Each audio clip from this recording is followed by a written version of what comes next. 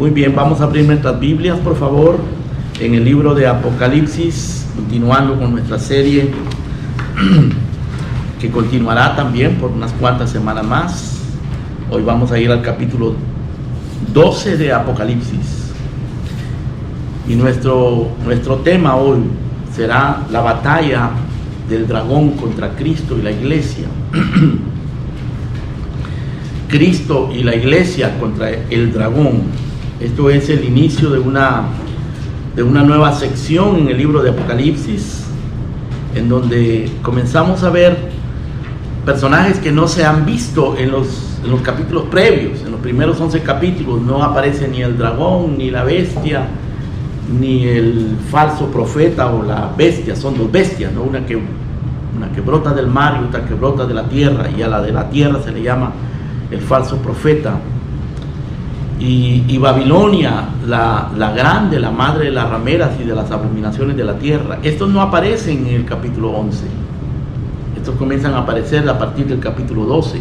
Quiere decir que aquí Juan está recibiendo una nueva perspectiva de la vida de la iglesia, de la lucha de la iglesia, de la dinámica espiritual que existe en la vida de la iglesia, y tiene lecciones muy importantes para nosotros. Así que bueno, vamos a leer, hermanos, algunos versículos de este capítulo 12. En el verso 1 comenzamos. Dice: apareció en el cielo una gran señal, una mujer vestida del sol, con la luna debajo de sus pies y sobre su cabeza una corona de 12 estrellas.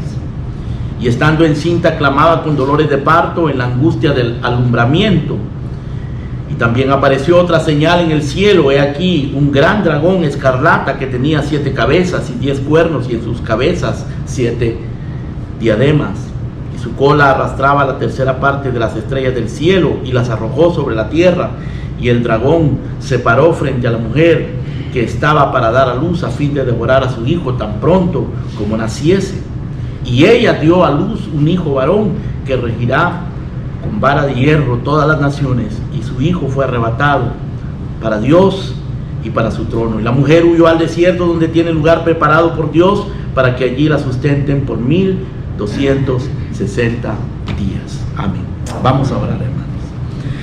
Padre nuestro, te rogamos, Señor, que podamos comprender el mensaje de tu palabra para nuestras vidas, para la vida de tu iglesia, para tu gloria, y para que estemos mejor equipados, Señor, preparados mental, emocional y espiritualmente para esta batalla, para este llamado, esta misión, y podamos conocer lo que tú nos has dado, de quién somos, qué tenemos, quiénes son nuestros enemigos y qué armas tenemos para vencerlos, y cuánta protección tú nos ofreces, Señor. Gracias, Padre, por tu palabra, que es lámpara a nuestros pies y lumbrera a nuestro camino. En el nombre precioso de Cristo Jesús. Amén. Amén. Amén. El libro de Apocalipsis puede dividirse de muchas maneras, de varias maneras, que tienen sentido y que tienen razón de ser. Pero la manera más básica de hacerlo es dividirlo en dos partes.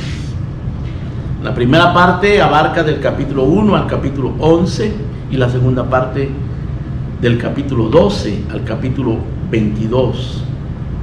La primera parte es dominada por la visión de las 7 iglesias en la tierra y el trono en el cielo. Y el trono en el cielo luego da lugar al Cordero y al libro que está en la mano del que está sentado en el trono, y el Cordero que abre el libro y desata sus sellos. Eso nos muestra que el control de todo lo que está sucediendo en la tierra, incluyendo lo que está sucediendo en las 7 iglesias y lo que viene después, los juicios y el caos que viene sobre la tierra, todo está controlado por el trono, por el que está sentado en el trono.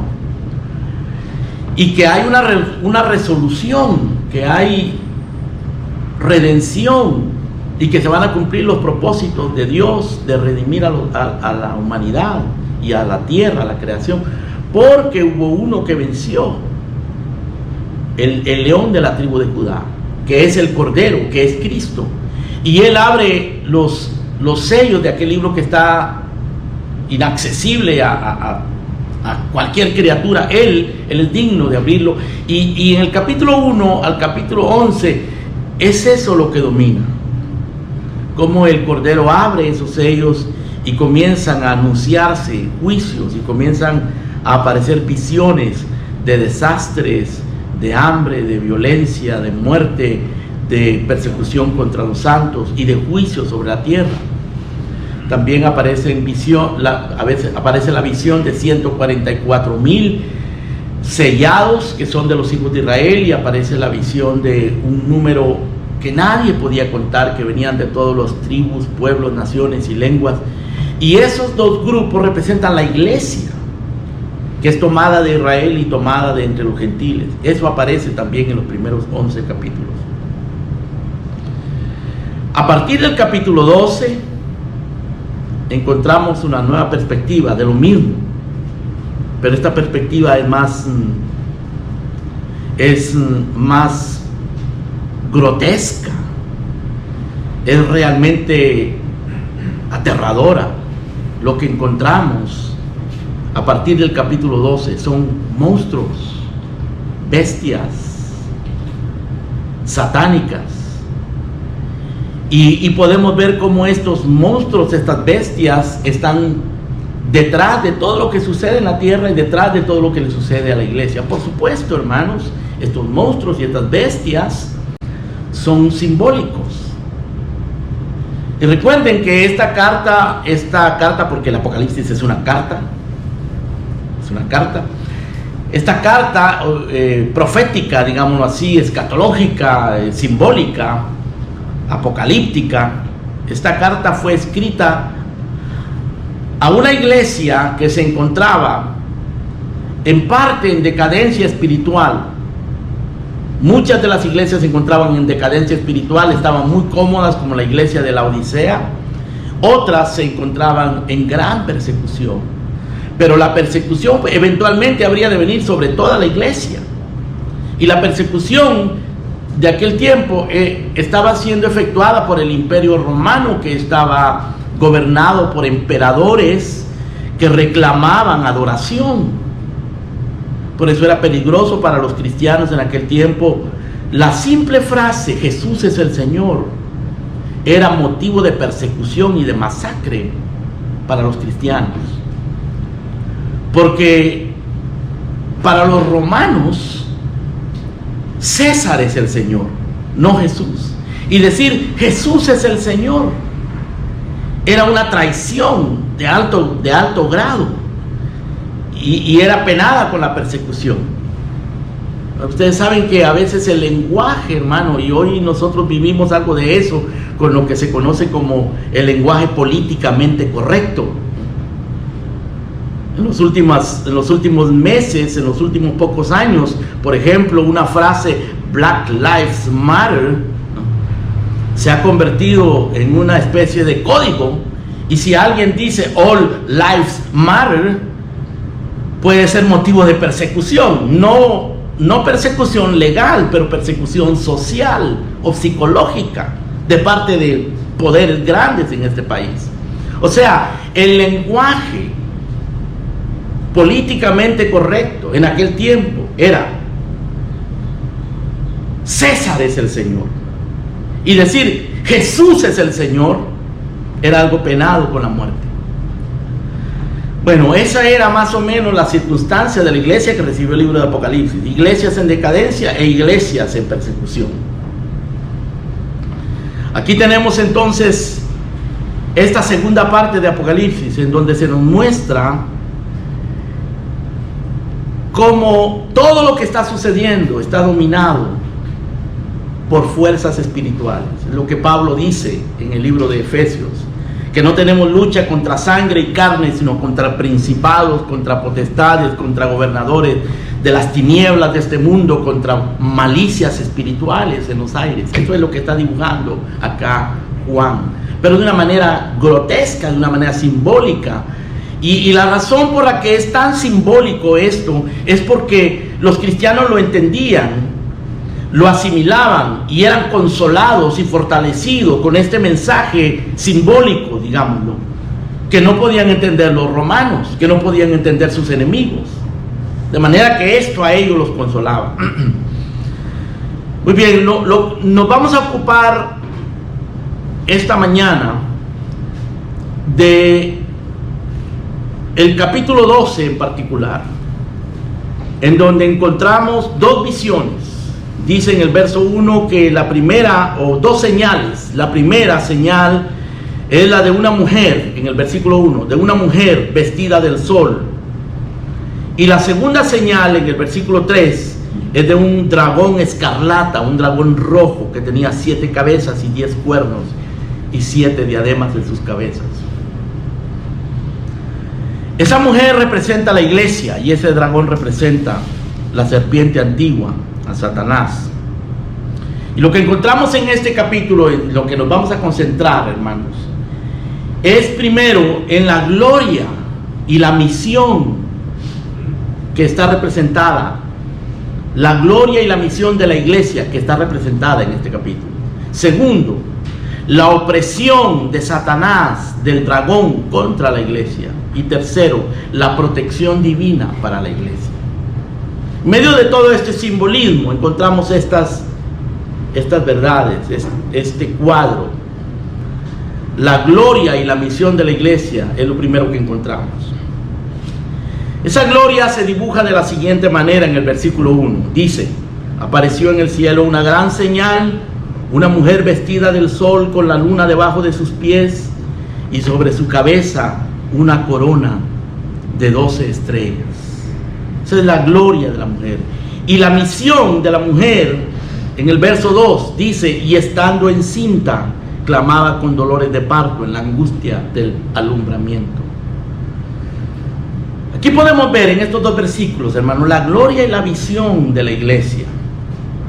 La mujer está vestida del sol, está vestida majestuosamente.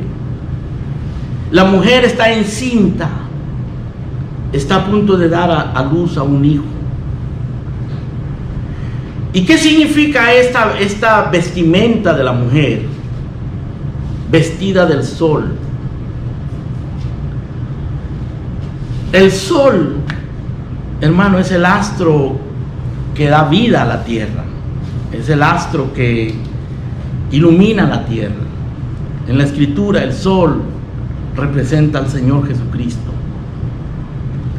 Los profetas y los salmistas y los apóstoles hablaron de esto.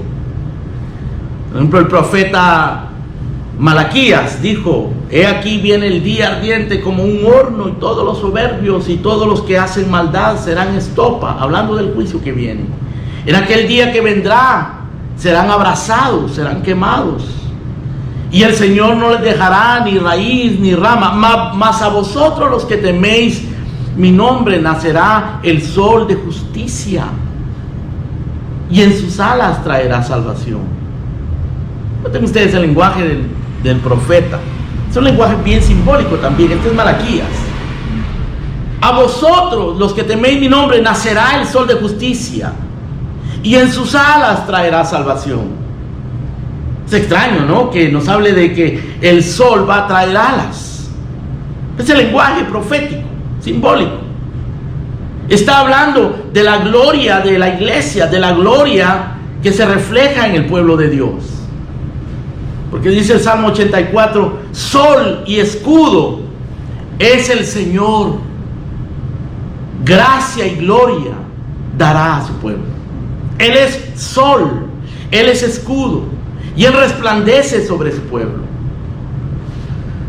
Dice en Mateo capítulo 13, verso 43, que entonces, en aquel día, cuando el Señor haga juicio contra el mundo, los justos resplandecerán como el sol en el reino de su Padre. Los justos resplandecerán como el sol en el reino de su Padre. Hay un pasaje en el libro de los Cantares en donde describe a la esposa del que escribe el Cantar de los Cantares, que se supone, algunos dicen que es Salomón, y él ve venir a la esposa, y hace esta pregunta: ¿quién es esta que se muestra como el alba, hermosa como la luna, esclarecida como el sol? El sol es una manera de hablar de la gloria, del resplandor, de la presencia de Dios en la vida de su pueblo. Y esta mujer, dice, está vestida del sol. Y luego dice que tiene la luna debajo de sus pies, en el versículo número 1, con la luna debajo de sus pies. Por un lado el sol la viste, por el otro lado la luna la sostiene. Y la luna, hermanos, es un reflejo del sol. La luz de la luna es un reflejo del sol. Y la luna resplandece en la noche. La luna resplandece durante las tinieblas.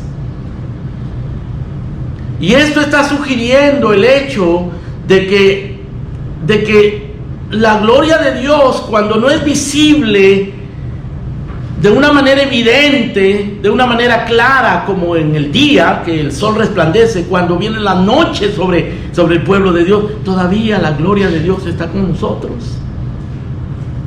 Y aquella mujer está parada sobre la luna, sus pies están sobre la luna, como diciéndonos que en la tribulación ella tendrá luz, la gloria de Dios en las tinieblas de la noche. Que aquella mujer puede estar firme, tiene sus pies firmes sobre la luz del sol que se refleja en la luna, aún en la noche. Dice el apóstol San Pablo que justificados por la fe tenemos paz para con Dios, tenemos entrada por la fe a esta gracia en la cual estamos firmes, y nos gloriamos en la gloria de Dios, y nos gloriamos también en las tribulaciones. Es decir, la gloria de Dios está con nosotros en las tribulaciones, en la oscuridad, en las tinieblas. Y esta mujer, como lo vamos a ver más adelante, hermano, es perseguida por la fuerza de las tinieblas. Sobre su cabeza, dice el versículo 1 también del capítulo 12, tenía una corona de 12 estrellas. Pues todo esto, por supuesto, lo que refleja es la gloria con la que está vestida esta mujer, vestida del sol, con la luna debajo de sus pies, y sobre su cabeza una corona. Y esa corona está compuesta de 12 estrellas. Nosotros ya oímos hablar de estrellas en el Apocalipsis. Dice que el Señor Jesucristo tiene en sus manos las estrellas, las 7 estrellas de las iglesias. Es que las 7 estrellas representan espíritus protectores, o mensajeros, o ministros. Pueden ser ministros humanos o pueden ser ministros angélicos. Todo esto es, hermano, simbólico, y nosotros podemos, por lo que nos dice la Escritura en otros pasajes, percibir algo del mensaje que nos está enviando. Pero una corona sobre la cabeza de esta mujer y una corona de 12 estrellas es muy sugestiva. Para comenzar, el número 12 es un número con un significado muy específico y muy importante en el Apocalipsis. El número 12 significa gobierno, porque 12 tribus gobernaban a Israel, cubrían a Israel en el Antiguo Testamento, y 12 apóstoles cubren a la iglesia en el Nuevo Testamento. 12 tribus en el Antiguo Testamento cubrían a Israel, 12 apóstoles en el Nuevo Testamento cubren a la iglesia. Nosotros tenemos apóstoles, creemos en los apóstoles, pero no en esos apóstoles fraudulentos que están apareciendo en nuestros días. Creemos en los apóstoles bíblicos, en los 12 apóstoles, en los apóstoles que el Señor estableció. De hecho, en el libro de Apocalipsis, en el capítulo número 21, si ustedes vienen conmigo, hermanos, dice en el verso número 12 que la ciudad de Jerusalén que descendió del cielo, que representa a la iglesia también, la iglesia redimida, dice en el verso 12, tenía un muro grande y alto con 12 puertas, y en las puertas 12 ángeles, y los nombres escritos que son las 12 tribus de los hijos de Israel. Luego en el verso 14 dice: y el muro de la ciudad tenía 12 cimientos, y sobre ellos los 12 nombres de los 12 apóstoles de Cristo. las 12 tribus, los 12 apóstoles. Y acá dice que esta mujer tenía una corona con 12 estrellas.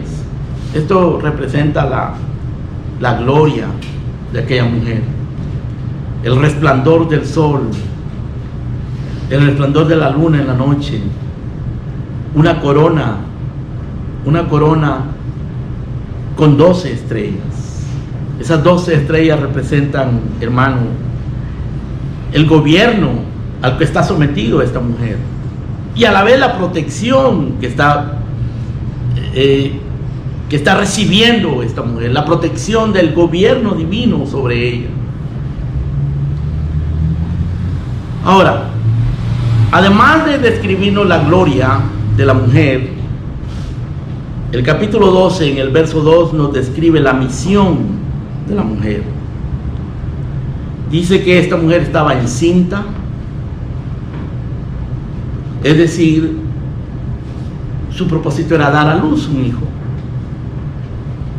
Y dice, clamaba con dolores de parto en la angustia del alumbramiento.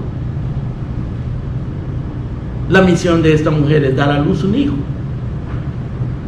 Es como la virtud, una de las virtudes más grandes que Dios le dio a la mujer, en términos generales, es tener hijos. Eso no lo pueden hacer los hombres. Se lo dio Dios a las mujeres. Privilegio, bendición, tener hijos. Ahora aquí está esta mujer. Es una madre, es una mujer a punto de dar a luz un hijo. Su misión es tener un hijo. Está encinta, con dolores de parto, en la angustia del alumbramiento. Esto tiene, hermanos, un significado escatológico. Escatológico quiere decir que es para el futuro.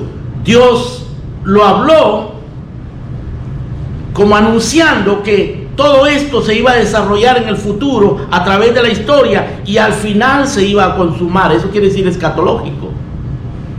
Algo que se está desarrollando en la historia y que al final va a tener un cumplimiento pleno. Escatológico. Esa palabrita apréndanla. Escatológico. Esto tiene un sentido escatológico, profético. Porque desde el capítulo 3, verso 15 del libro de Génesis, el Señor le dijo a la serpiente, y noten que cuando aparece el dragón es la serpiente. La misma serpiente del Edén que engañó a la mujer es el dragón que aparece acá. Y sigue persiguiendo a la mujer. En este caso es una mujer simbólica, pero la está persiguiendo. Y el Señor allá en Génesis capítulo 3, verso 15, le dijo a la serpiente, después de que había engañado a Eva: pondré enemistad entre ti y la mujer, y entre tu simiente y la simiente suya. La simiente, te herirá en la cabeza, y tú herirás a la simiente en el calcañar. Lo que eso significa, hermanos, capítulo 3, verso 15 de Génesis, es que iba a haber una lucha histórica a lo largo de los siglos, que se iba a repetir en medio del pueblo de Dios y que iba a consumarse en la simiente de la mujer, que eventualmente fue Cristo, que nació de mujer,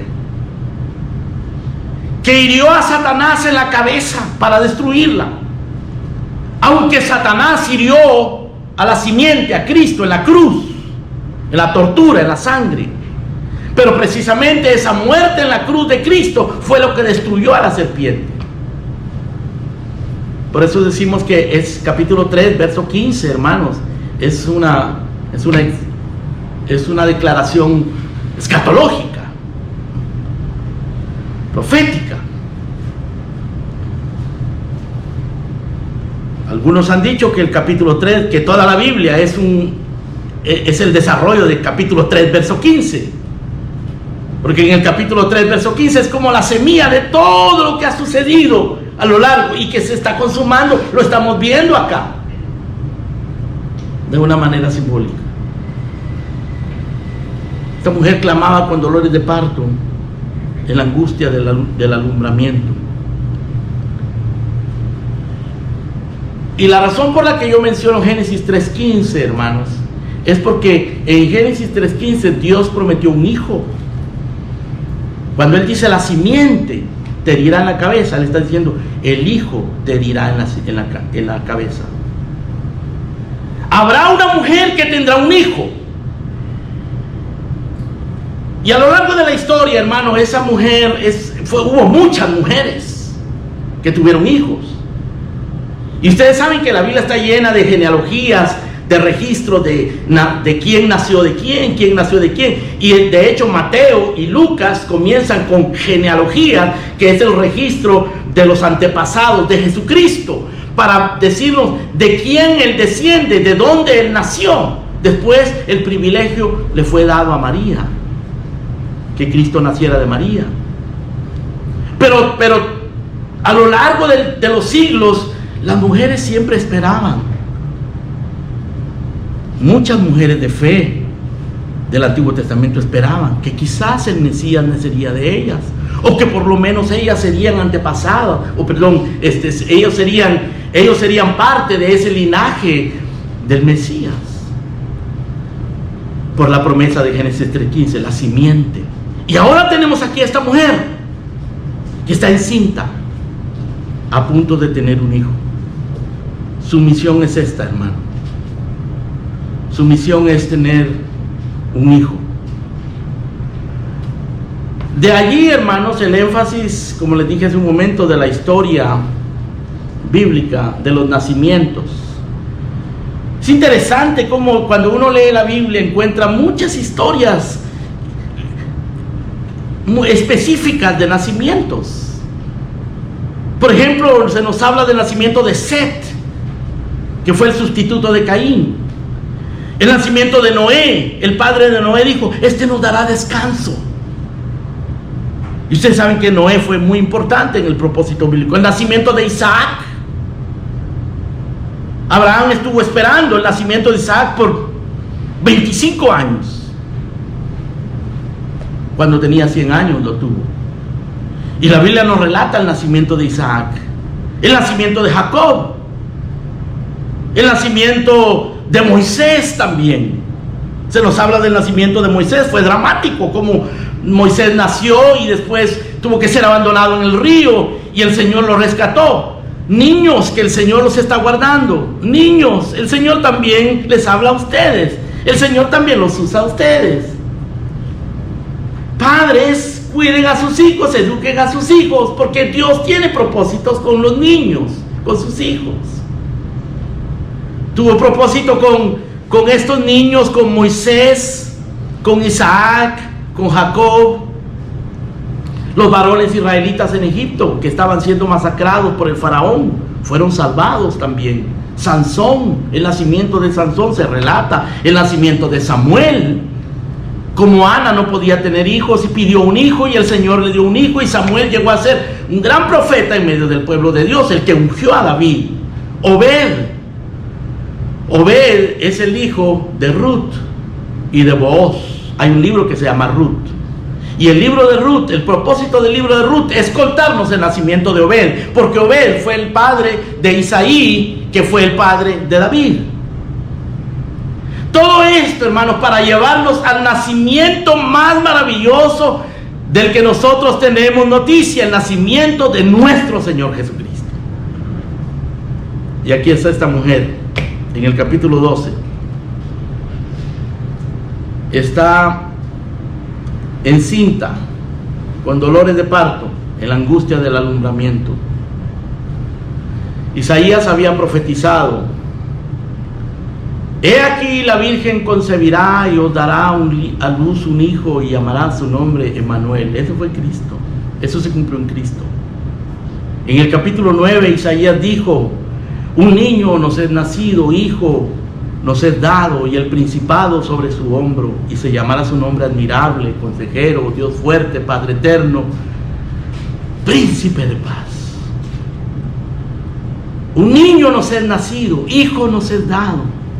Hermano, lo que estamos viendo aquí en el capítulo 12 de esta mujer encinta a punto de dar un niño. Es una figura simbólica de la lucha que ha tenido el pueblo de Dios a lo largo de los siglos y la sigue teniendo el día de hoy para que Cristo se refleje en medio del pueblo de Dios. Cristo nació literalmente de una mujer en Israel, pero Cristo está siendo formado en la vida de cada creyente. Cristo tiene que ser reflejado en la vida de la iglesia. Hermano, la iglesia no sirve para nada si Cristo no se refleja en nosotros. La iglesia es una institución más pasajera, inservible, temporal. Una sal que pierde su sabor si Cristo no se manifiesta en nosotros. Porque la misión de la iglesia es reflejar a Cristo. Y aquella mujer está en agonía de la expectación de tener un hijo. Pero esa es la misión de aquella mujer, tener un hijo. Ahora, en segundo lugar, no solo tenemos aquí la gloria y la misión de esta mujer, sino tenemos también la opresión del dragón contra la iglesia. La opresión del dragón contra la iglesia. Porque dice en el versículo número 3, también apareció otra señal en el cielo. He aquí un gran dragón escarlata que tenía 7 cabezas y 10 cuernos, y en sus cabezas 7 diademas. Dragón escarlata. Escarlata es el color rojo, el color de la violencia, el color de la sangre, el color de la guerra. O sea que nos está hablando aquí no solo de un ser monstruoso, sino de un ser violento, de un ser salvaje, que hace guerra. Es monstruoso porque no solamente es un dragón, no es ni siquiera un dragón como lo cuentan las leyendas, es un dragón monstruoso de 7 cabezas. 7 cabezas y 10 cuernos. Las 7 cabezas, el número 7 para comenzar, hermanos, representa totalidad. Es como que la escritura nos está diciendo que este dragón tiene todo el poder que quiere en la tierra, hace todo lo que quiere en la tierra. Hace un rato estábamos cantando lo que cantó Martín Lutero: nuestro poder es nada, aquí con él todo es perdido. Porque tiene todo el poder, 7 cabezas y 10 cuernos. Los 10 cuernos representan también una totalidad del sistema decimal, y el 7 representa una totalidad de un ciclo. La semana tiene 7 días y luego comienza otro ciclo de 7 días. Y el 10 también es una totalidad en otro sentido, pero es una totalidad en el sistema decimal. 7 y 10. Esos números lo que representan es un poder sin límite. Poder de controlar, de manipular. El poder que tuvo Nimrod para manipular a la gente y hacerlos que construyeran una torre que llegara hasta el cielo. El poder que tenía Nabucodonosor para controlar imperios. Pero realmente el poder de Nimrod o el poder de Nabucodonosor, o más adelante en el capítulo 3 vemos una bestia que aparece, y esa bestia tiene el poder que le da el dragón. Y este dragón dice más adelante en el verso número 9 que este dragón es la serpiente antigua que se llama Diablo y Satanás. Aquí nos dice el significado, no tenemos que estar especulando ni tratando de adivinar. Lo dice en el verso 9: fue lanzado fuera el dragón, la serpiente antigua que se llama Diablo y Satanás, el cual engaña al mundo entero. Aquí está ahora no es una serpiente. En el huerto era una serpiente, ahora es un dragón. En el huerto estaba tratando con una mujer y con Eva, y para engañar para seducir a Adán también, pero ahora está tratando con el mundo entero, con naciones enteras. 7 cabezas. Y esas 7 cabezas, eso lo vemos en el capítulo 13, se le transfieren a la bestia. En el capítulo 13, verso 1, lean conmigo, dice: me paré sobre la arena del mar y vi subir del mar una bestia que tenía 7 cabezas. Esa bestia, de la cual hablaremos después, es representante del dragón. Es la manifestación terrena del dragón, simbólica también, pero la manifestación terrena del dragón. Y esa bestia tiene 7 cabezas, las 7 cabezas del dragón. Y esas 7 cabezas simbolizan imperios, en base a los cuales Satanás se ha impuesto en la historia. Imperios políticos, imperios económicos, militares. Ese es el significado, eso lo veremos más adelante, no podemos detener mucho en eso, pero ese es el sentido. Y tiene 10 cuernos, dice. Los cuernos representan poder, autoridad, violencia. 10. Todo el poder, toda la violencia. Nosotros lo sabemos, hermano, por los imperios o por los gobernantes, los dictadores, los autócratas, ¿no? Y con violencia gobiernan a las naciones, manipulan naciones completas, destruyen naciones completas. Lo hemos visto en Cuba, lo hemos visto en Rusia, lo hemos visto en Venezuela, y si nos descuidamos va a suceder en los Estados Unidos también. Poderes autocráticos, tienen todo el poder para manejar, poder político, el poder de la propaganda, el poder del militar. 7 cabezas y 10 cuernos. Esto se los traspasa el dragón, se los traspasa a la bestia. Porque el dragón es Satanás, aquí lo dice.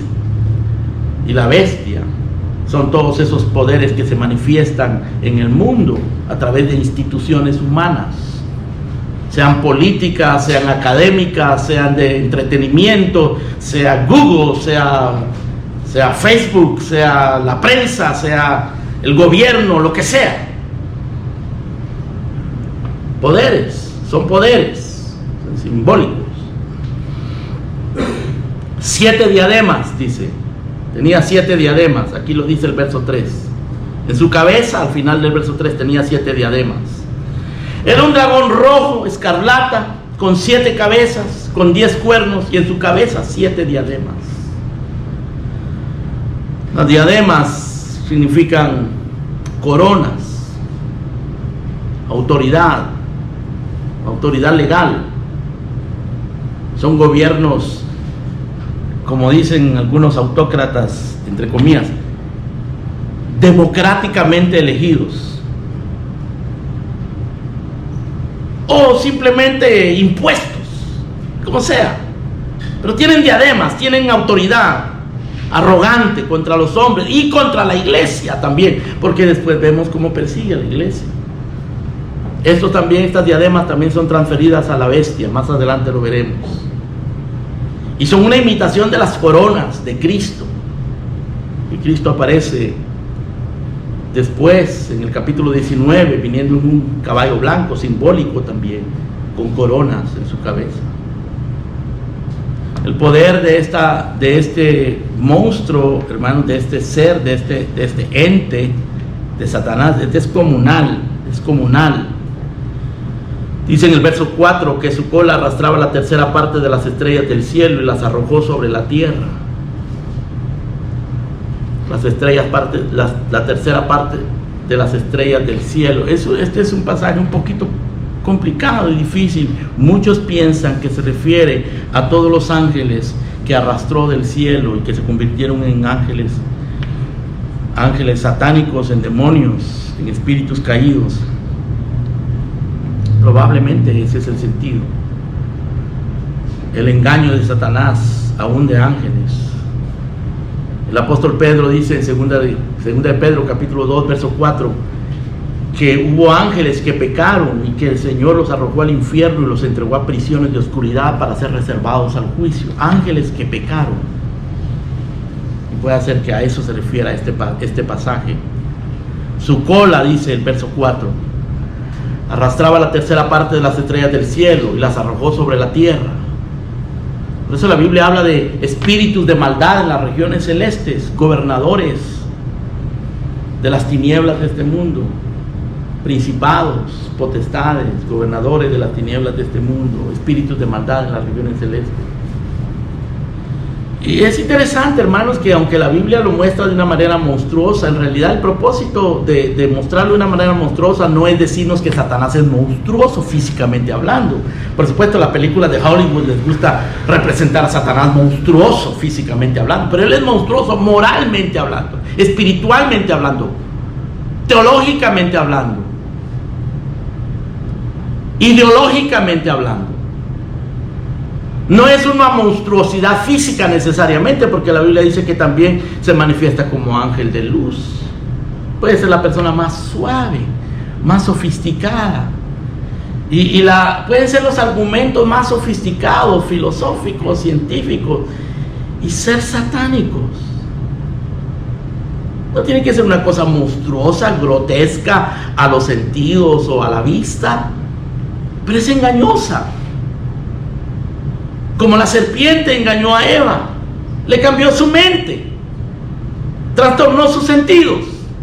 Eso es lo que busca hacer. La lógica de Satanás es una lógica que funciona bien cuando los hombres no tienen a Dios en el centro, porque es una lógica centrada en lo terreno, centrada en el hombre, centrada en lo natural y en lo terreno. Por eso es que Satanás convenció a Eva. Ahora dice el verso número 4 que el dragón, a la mitad del verso 4 dice: el dragón se paró frente a la mujer que estaba para dar a luz, a fin de devorar a su hijo tan pronto como naciese. Intenta devorar al hijo varón. O sea, es el intento de evitar la venida de Cristo. Siempre lo ha intentado. Desde que Caín mató a Abel, desde ahí está. Dice que Caín era del maligno, así dice Juan, y por eso mató a Abel. Herodes procuró matar a todos los niños que nacieron en la misma época que nació Cristo. Faraón procuró matar a todos los israelitas para que no se multiplicaran en Egipto.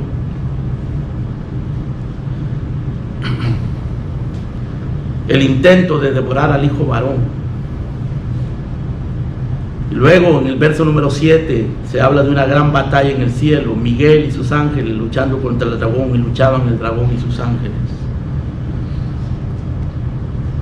La gente se imagina, y de hecho, hermanos, los católicos tienen un cuadro donde está Miguel con una lanza peleando contra el dragón, un caballo y cosas como eso. No, ese no es el sentido. El sentido es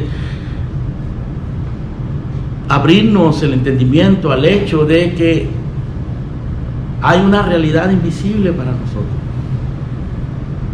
Y quizá tú me digas: pastor, yo no voy a creer nada que no sea, nada que yo no pueda ver. Pero tenemos que creer en lo que no se puede ver. Tenemos que, porque si no, no podríamos tener internet. Pero yo veo las imágenes ahí, pero tú no ves cómo llegan esas imágenes. ¿Cómo es que tú agarras un aparatito de esos y comienzan a salir las noticias y le pones a Google ahí lo que quieres y te sale? Pues de alguna parte viene, no, está por allí. Y viene y se mete en tu teléfono.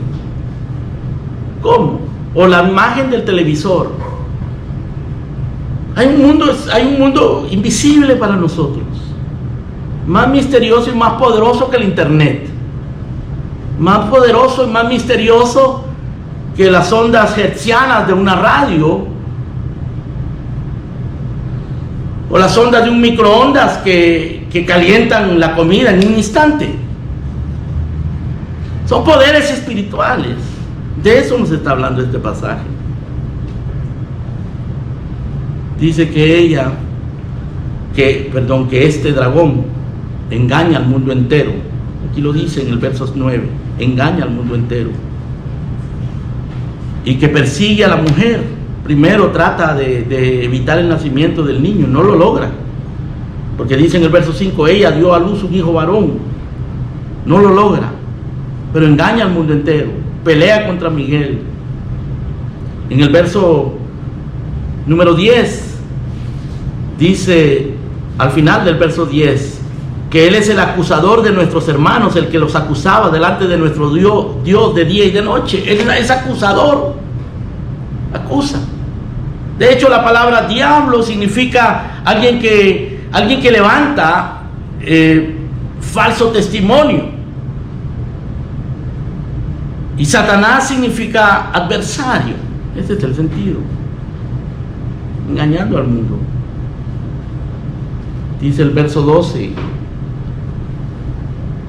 ay de los moradores de la tierra, a la mitad del verso 12, porque el diablo ha descendido a vosotros con gran ira, sabiendo que tienen poco tiempo.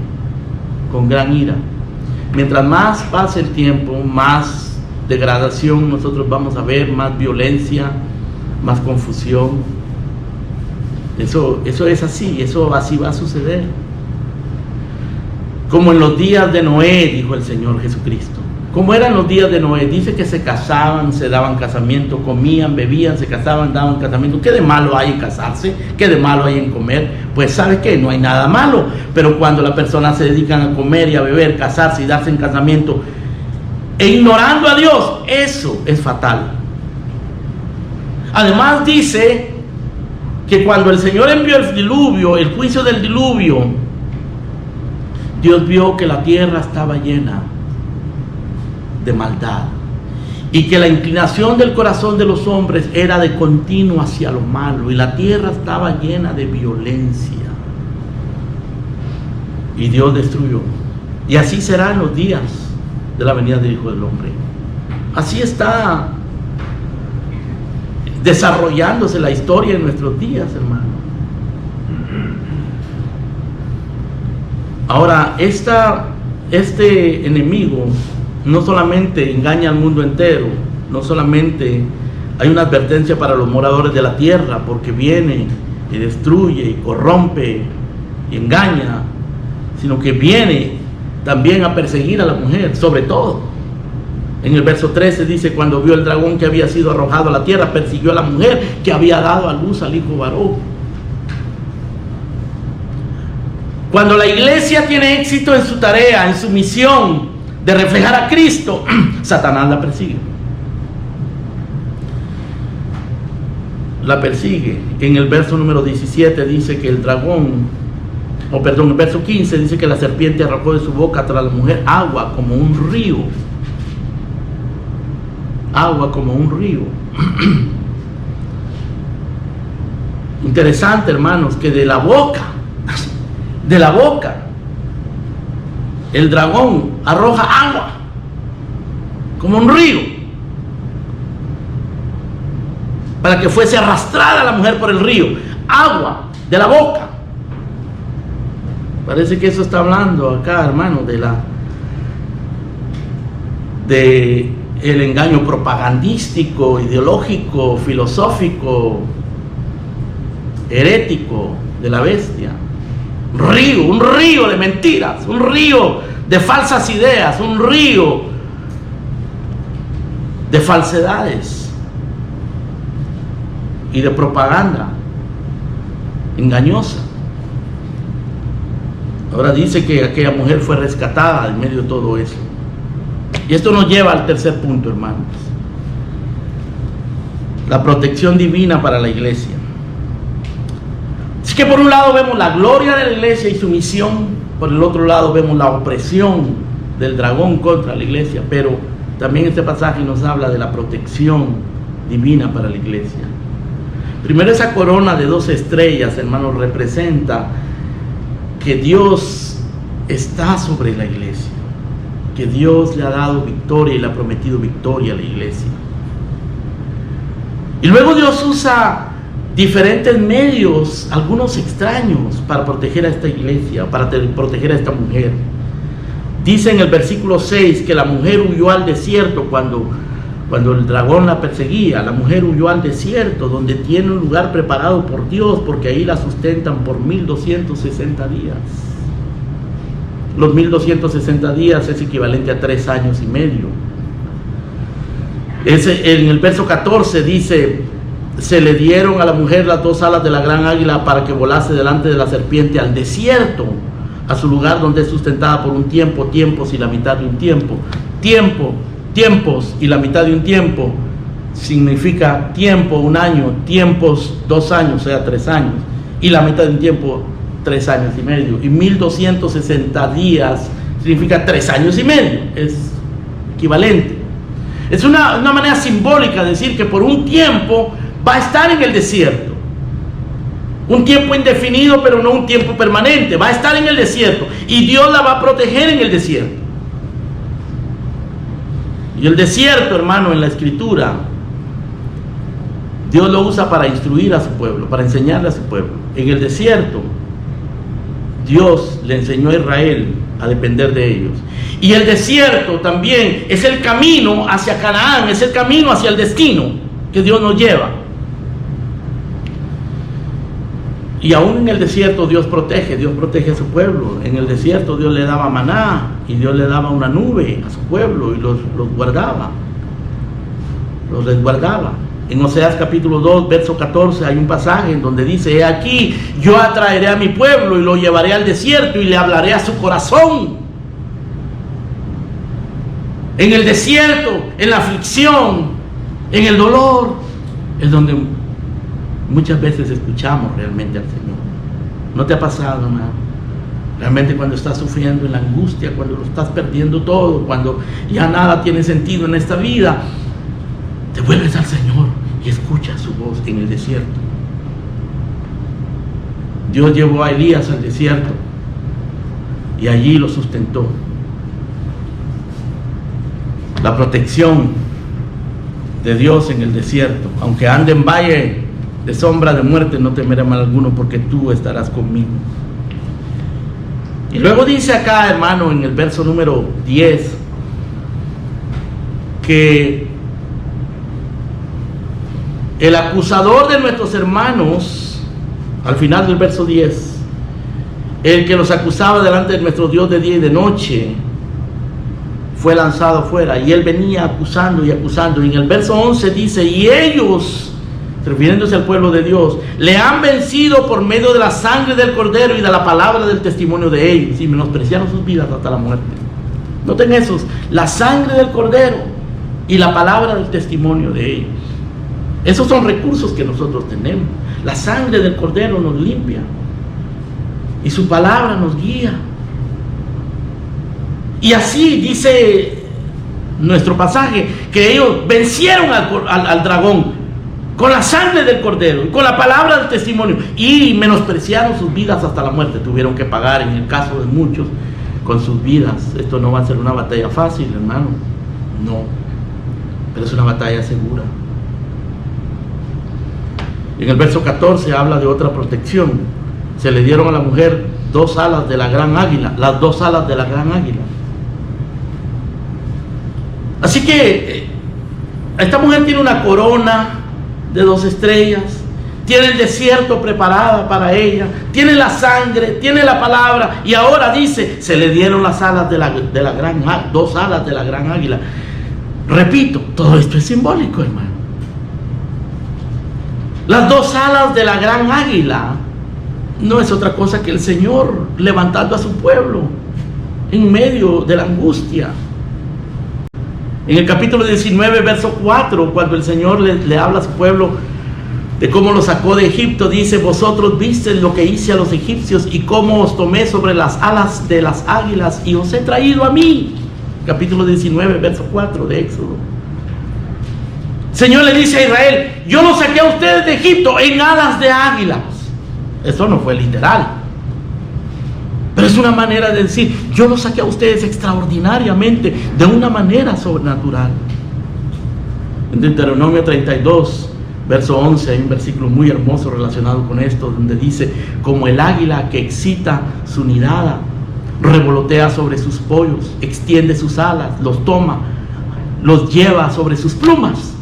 El Señor guió a su pueblo como el águila que levanta sus polluelos. Así el Señor levanta a su pueblo.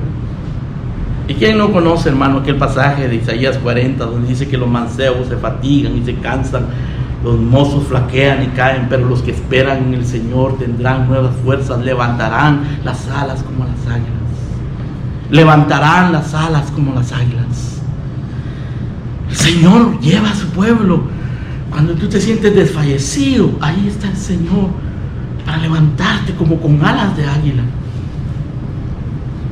Y aquí hay otro ataque del dragón. El dragón dice en el verso 15: arrojó de su boca tras la mujer agua como un río para que fuese arrastrada por el río. Ya dije que es agua, hermano, que sale de la boca del dragón.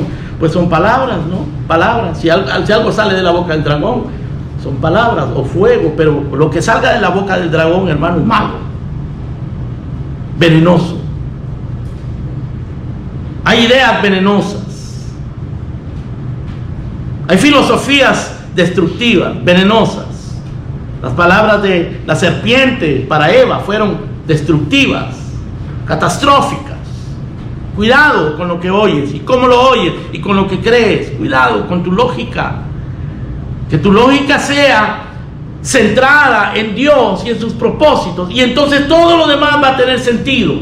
Todo lo demás, la filosofía, la ley humana y la ley divina, la ciencia, todo va a tener lógica si tú centras a Dios, pones a Dios en el centro. Pero los hombres lo han quitado a Dios del centro. Por eso piensan que la naturaleza se creó a sí misma, y por eso tantas ideas destructivas. El dragón lanza un río, y es interesante, hermano, en el verso número 16 cómo lo describe, cómo describe la ayuda que le llegó a la mujer. Dice: pero la tierra ayudó a la mujer, pues la tierra abrió su boca y se tragó el río que el dragón había echado de su boca. Aquí no explica qué significa eso, hermano, pero lo que nosotros podemos, creo yo, concluir es que así como él usó las alas de las águilas para levantarla, pues usa la tierra. La tierra representará, hermano, cosas básicas, cosas providenciales, sencillas, a través de las cuales Dios nos libra. A veces Él usa cosas extraordinarias, sobrenaturales, y a veces Él usa cosas naturales para librarnos de las mentiras. Puede usar la manera como te criaron. Eso puede ser una manera de Dios protegerte. Puede usar una aflicción para cambiar tu mente. Recuerdo haber tenido esa conversación interesante con un hombre en Nueva York que nació en Nueva York, vivió en Nueva York, tuvo éxito en Nueva York, un negocio en Nueva York, se casó en Nueva York y todo le iba bien. Bien casado, con buen negocio, joven, exitoso, neoyorquino. Y súbitamente lo perdió todo. Perdió la salud, su mujer lo engañó, perdió el negocio, todo. Y en medio de toda esa pérdida pensó en Dios. Nunca había pensado en Dios. Buscó a Dios y lo encontró. Más bien el Señor lo encontró a él. Tú nunca sabes cómo pueden suceder cosas naturales, cosas inesperadas, y son una ayuda que Dios te está enviando en medio de todas esas mentiras. Así que aquí tenemos, hermanos, la gloria de la mujer y su misión. Tenemos la persecución y la opresión de Satanás, pero tenemos también la defensa y la protección de Dios en medio de todo eso. Ahora, para terminar, hermanos queridos, todo esto nos debe hacer pensar quiénes somos como iglesia, qué recursos tenemos, a quién pertenecemos. Dice acá simbólicamente que estamos vestidos de sol, que tenemos la luna que refleja la luz del sol. No importa cuán oscura sea la noche de nuestra aflicción, tenemos la corona de la justicia de Cristo, la misma que vistieron los 12 apóstoles, las 12 tribus de Israel, las estrellas. O sea, hay una gloria, hay una majestad. Tenemos que aprender a ver la iglesia, hermano, en esa majestad. Ese vestido de sol, esa luna debajo de nuestros pies y esa corona de 2 estrellas son una manifestación de la gracia de Dios sobre nuestra vida. Hermanos, es la gracia. No es nuestro sufrimiento, no son nuestros esfuerzos, no es nuestra lucha, no es el tiempo que hemos perseverado. Es la gracia, todo es por gracia. Por eso es que dice que los 24 ancianos, ahí en el capítulo 4 de Apocalipsis, los 24 ancianos tenían coronas en sus cabezas y las echaban delante del trono y se postraban delante del trono. La Biblia dice que Dios nos corona de favores y misericordias. De manera que cualquier honra que tú recibas, cualquier privilegio, cualquier don, cualquier recurso que tú tengas, cualquier posición que Dios te dé ante los hombres, no nos pertenece, es de Él, es para Él, es para su gloria, para que sirvamos a nuestro prójimo. Para eso es. Para eso Dios nos llena de gloria. Para eso Dios capacita a su iglesia. Y ustedes ven esta mujer, hermano, una característica de esta mujer obvia es que está llena de luz. Está vestida del sol, luz. Y aún en la noche tiene la luna, luz. Porque eso es lo que dice la Biblia acerca de la iglesia, que somos luz. Hay luz en nosotros. Y otra característica de esta mujer es que da vida. Está encinta. Da vida, produce vida. Así que la luz de Cristo está en nosotros. Y la vida de Cristo está en nosotros. Este es el privilegio de la iglesia. Luz y vida. Y eso, queridos hermanos, define la razón de tu existencia y de mi existencia. Como creyentes individuales y como iglesia, nuestra vida es Cristo, su luz, su vida. Pablo decía, para mí el vivir es Cristo. Y aquella mujer resplandece como la esposa del Cantar de los Cantares. El esposo la ve llegar y dice, ¿quién es esta que se muestra como el alba, hermosa como la luna, resplandecida como el sol? Así dice Cristo de su iglesia, hermano. Él ve a su iglesia preciosa, aunque a veces nosotros lo que le vemos son los defectos, pero Él la ve preciosa. Especialmente cuando es una iglesia que sabe arrepentirse, que sabe depender de Él. Dice Daniel capítulo 12 verso 3 que los entendidos resplandecerán como el resplandor del firmamento y los que enseñan la justicia a la multitud como las estrellas a perpetua eternidad. Tú eres luz si eres verdadero creyente. Si no eres creyente, eres tinieblas. Conviértete y ven a la luz de Cristo. Pero si eres creyente, eres luz. Deja que tu luz brille.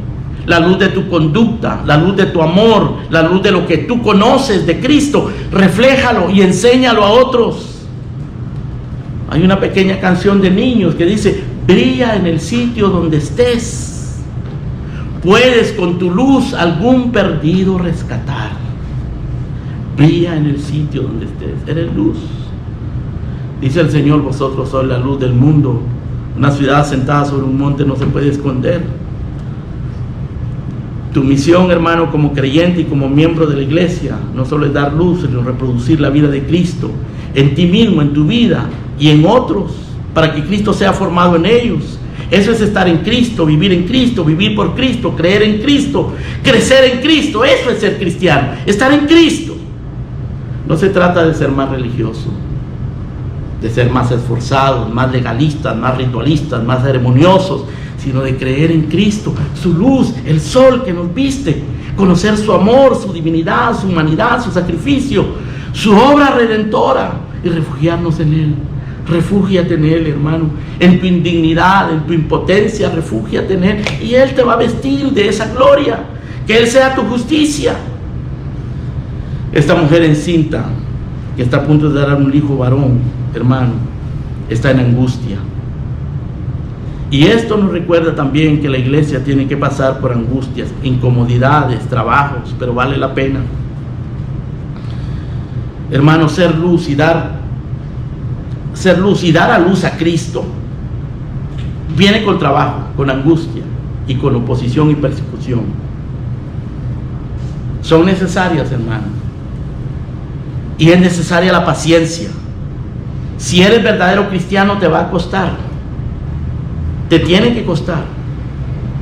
El Señor Jesucristo dijo: si alguno viene a mí y no aborrece su padre, su madre, mujer, hijos, hermanos, hermanas y su propia vida, no puede ser mi discípulo. El que no lleva su cruz y viene en pos de mí no puede ser mi discípulo. Tú no puedes ser un cristiano acomodado y un verdadero cristiano. Un cristiano de conveniencia, sin compromiso, sin esfuerzo, que te cuesta hacer algo para el Señor, hacer algo por los hermanos, te cuesta un sacrificio. Te sacrificas por todo lo demás, por tu trabajo, por tus cosas personales. Eso lo haces siempre y cuando sea para tu familia, para ti, pero el reino de Dios para ti es solamente asistir el domingo a la iglesia. No, así no es. Esta mujer no es así. Esta mujer está alumbrando y Satanás la está persiguiendo, pero el Señor la está protegiendo. El Señor te protegerá. El Señor estará contigo. Pero la gente dice: el Señor está conmigo en mis aflicciones, pero están pensando en esas aflicciones personales que ellos mismos se han buscado, a veces por su propio pecado. ¿Sufres tú por servir al Señor? ¿Sufres tú algo? ¿Haces algún esfuerzo adicional para servir a otros, a tu prójimo, a los necesitados, a los perdidos, a que la obra del Señor avance? ¿Estás dispuesto a servir y a sufrir? Hermano, vivimos en una época y en unas condiciones muy cómodas, pero preparémonos para lo que viene, porque aquí está dibujado. Hay gloria sobre la iglesia. Tenemos una misión, pero va a haber persecución, pero también protección. Y en eso nos gloriamos. Amén. Vamos a